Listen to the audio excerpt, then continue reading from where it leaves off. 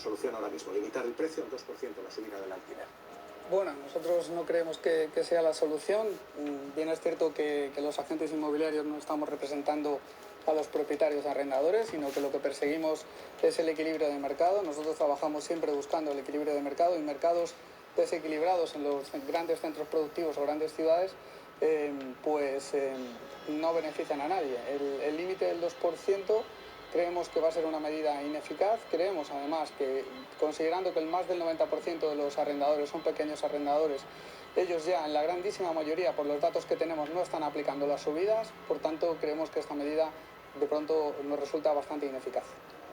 O sea, lo que está claro es que en un país en los que en los últimos 6 o 7 años ha subido el alquiler más de un 50% en las grandes ciudades, que ahora se ponga un límite del 2%, no va a ser como la de Bacle ni de la oferta, ni del mercado, ni del mercado en nuestras grandes ciudades. Lo que hay que hacer, repito, es como empezar a tomar estas medidas que aborden el problema. Pero lo que dicen las inmobiliarias es que esto rompe el mercado, esto rompe el equilibrio del mercado. O sea, perdón un segundo. No, adelante. Sí, o sea, como que les escuchamos a los dos. No existe un equilibrio en el mercado de alquiler. Yo que me dedico a investigar esto, no existe un equilibrio. No existe una ley de oferta y de la demanda que actúe puramente en el mercado del alquiler. Está intervenido desde hace muchos años por las diferentes presiones que sufren los mercados, sobre todo porque este país se ha construido a través de dejar un modelo industrial productivo a pasar a que la vivienda sea como el generador, ¿no?, de productivididad. Entonces, está intervenido el mercado y está intervenido no está intervenido desde luego para que sea favorable para el inquilinato. Bueno, no creo, yo no veo la intervención por ningún sitio. Lo que veo es un mercado que en determinadas zonas tiene una carestía de oferta terrible. Creo que el acceso a la vivienda es un gran problema. Creo que las personas jóvenes tienen cada vez más difíciles. La movilidad laboral invita también a pensar en el mercado del alquiler. La falta de ahorro invita a pensar en el mercado del alquiler. Y el mercado del alquiler en los grandes centros productivos, en las principales ciudades, pues es muy inferior a la oferta a la demanda. Y yo creo que todo esto solo se puede paliar con medidas incentivadoras a corto y medio plazo que no se están dando. Pero coinciden los dos en que habría que hacer ¿qué? ¿Más vivienda pública o qué? O sea, antes de entrar en el debate de la vivienda pública, porque es simplemente un dato, para llegar a los niveles de un país como Austria, que es como la utopía de la vivienda pública, habría que esperar hasta el 2841, hasta ese año, para poder llegar a su nivel. O sea, que la vivienda, hay antes pasos que tendríamos que tomar, como es la regulación de los alquileres y empezar a bajar los alquileres. Regularlos, permítanme que les pregunte a los dos, y voy a abrir la mesa porque tenemos situaciones tan dispares. Están diciendo como Baleares, donde lo que tenemos es una situación terrible, y Castilla y León, donde tenemos la situación justamente contraria, que son desiertos inmobiliarios. Insisto, voy a abrir la mesa enseguida, pero quiero cerrar esta discusión. ¿Qué significa para ustedes regular, para los dos? Regular es poner un tope, poner un máximo, decir, no suben los alquileres más de un nivel determinado. Sí, respondo. Para mí, regular los alquileres sí. es que el gobierno apruebe una ley que pueda definir unas áreas tensionadas en los espacios de las ciudades donde el precio se ha ido por las nubes, y que a partir de ahí se pueda generar un índice de precios, y en los casos que haya que bajarlos, y en los casos que haya que dejarlo como está, pues que se quede, ¿no? Sobre todo porque, un dato, o sea, el alquiler es la factura que paga cualquier persona de este país más cara, o sea, el cual se nos come el 40% de nuestro salario. Entonces es una situación que es insostenible para cualquier familia, o joven, anciano, etc. Alfaro.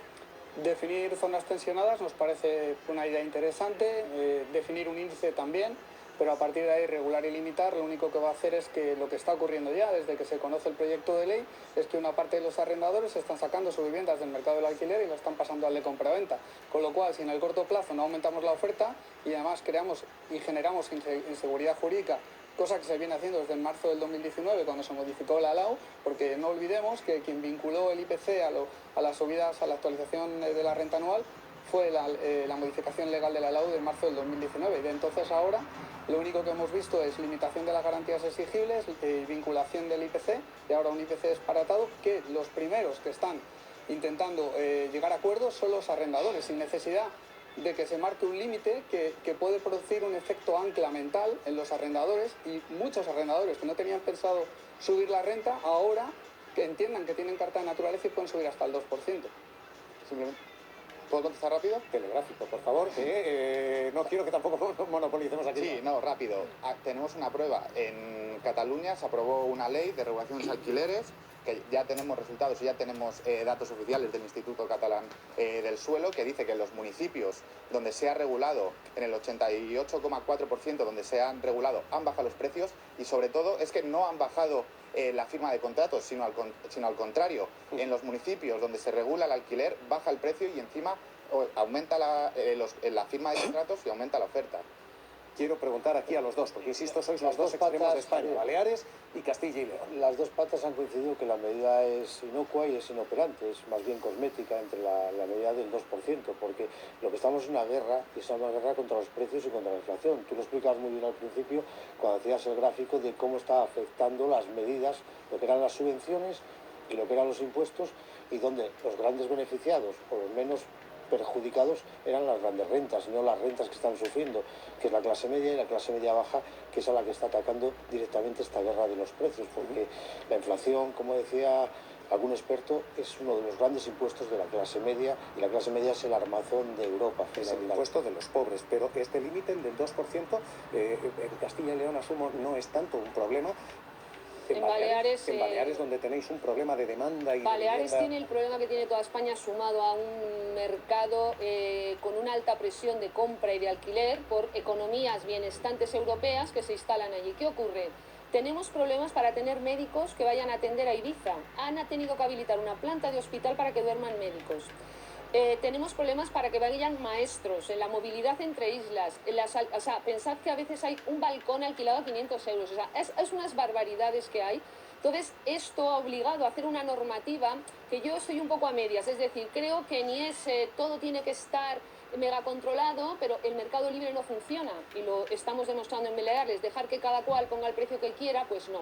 Se ha hecho una ley en la que se han hecho algunas intervenciones, aparte de las típicas ayudas, de intentar promover un poco más la vivienda pública, que fue intervenir pisos a grandes tenedores, más personas que tenían más de 10 viviendas vacías durante más de 2 años. Se intervinieron 56, finalmente hubo procesos, algunos las sacaron a la venta, bienvenido sea, porque estaban retenidas en una especulación, y al final 16 han salido a un mercado social.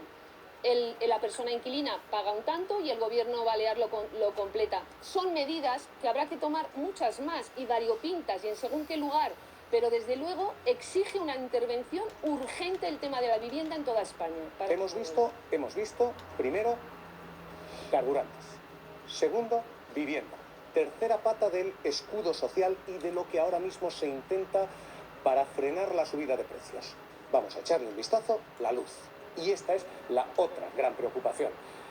Hemos llegado a casa, vamos a encender las luces de la vivienda y vamos a contarles cuál es el nuevo sistema de hacer la luz. Les hemos contado ya cómo funciona el sistema marginalista. El sistema marginalista, ya lo saben, es ese en el que entra eólica, barata, en el que entra hidráulica, barata, en el que entra nuclear, más o menos barata, pero con que entre un solo megavatio de gas, todo lo pagamos a precio de gas. Les hacíamos la metáfora del 5J. Con que un gramo de jamón sea de 5J, todo lo pagamos a precio de 5J. Bueno, pues ese sistema cambia a partir de ahora. Vamos a cocinar la nueva luz, porque vamos a tener una nueva receta para cocinar la luz. Permítanme que les demos la nueva receta de cómo se cocina la luz a partir de ahora. A partir de ahora ya no vamos a tener ese sistema. Lo que vamos a tener es, cocinamos la luz y empezamos a meter ingredientes para hacer el megavatio de luz. A partir de ahora, cada vez que metamos gas natural, ese gas natural tiene un tope de precio. En principio, 30 euros. Esto es lo que plantean España y Portugal. Así que, para hacer un megavatio de luz, es necesario coger esto. 2 de gas natural. Los metemos en nuestra receta de la luz y con esos 2 megavatios tendremos que pagar en torno a 30 euros por cada uno de ellos y además pagar lo que contamina esta nueva receta, el CO2, y además pagar impuestos, pero estos elementos tienen este tope, 30. Ya no valen 544 y ya no ponen el resto de la olla a 544.